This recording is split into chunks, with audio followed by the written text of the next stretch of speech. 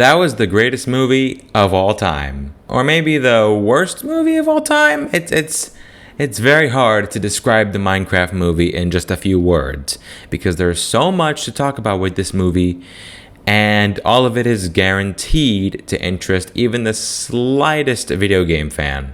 To put it bluntly, this movie is Minecraft slander cranked up to 1,000. And what I mean by that is that it has all the Minecraft references and characters and stuff that people know the game for, but at the same time it combines it with such a wacky tone and such a weird cast that you can't help but just laugh at even the novelty of it. For the best example of that, of course, is Jack Black as Steve. I think we can all agree that Jack Black is definitely not the guy that was suited to play the role of Steve.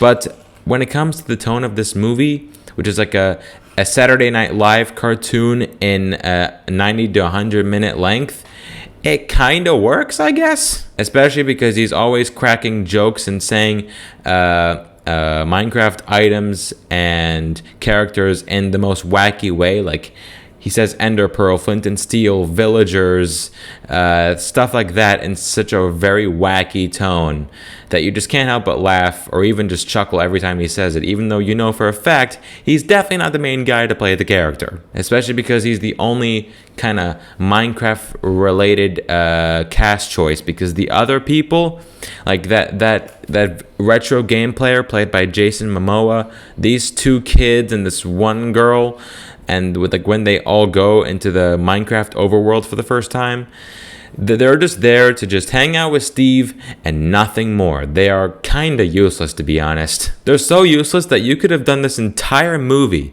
beat for beat with just Steve, and I would still have given it the same score, probably even a little bit better, because they introduced them early on in the movie, shortly after we get introduced to Steve, who, you know, as a child, he yearned for the mines, you know.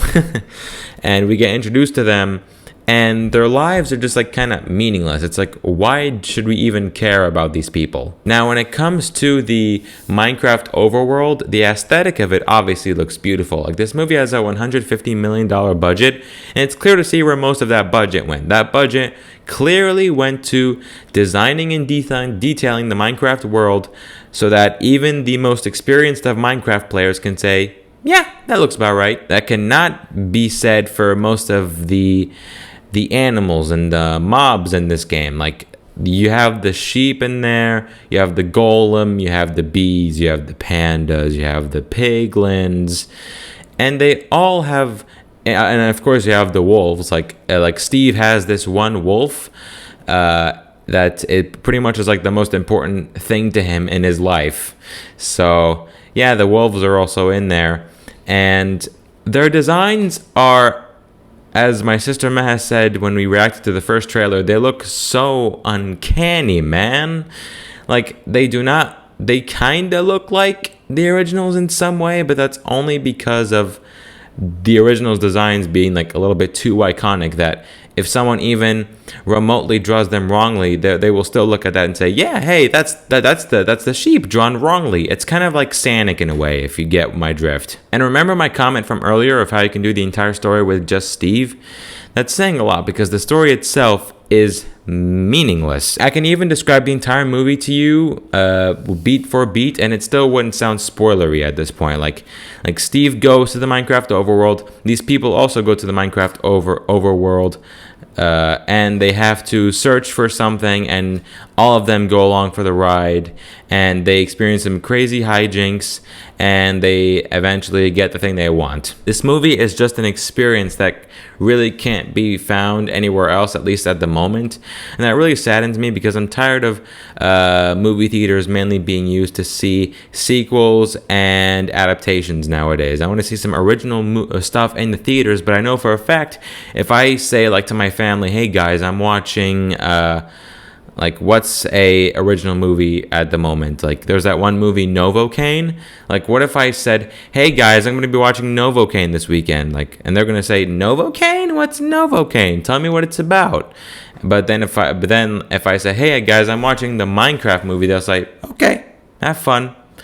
Like, I want to go back to the 90s vibes of like If you could say, hey guys, I'm watching, what's a good 90s movie? I'm watching Forrest Gump, they could still give me the same response. Like, I'm watching The Matrix. Like, these, at the time, these big original concepts that can still exist today, just Hollywood just doesn't want to put them out because they don't make enough money, of course. But hey, I can rant about that stuff all day. Just in conclusion, when it comes to a Minecraft movie, it is the best and worst movie ever made.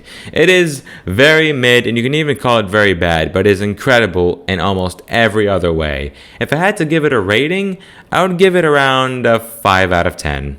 Like, it definitely needs a lot of improvement. And that 5 out of 10 is kind of being generous, honestly. If I was being a little bit too harsh, I probably would have put it down like a 4, but I'm keeping the 5 rating for now.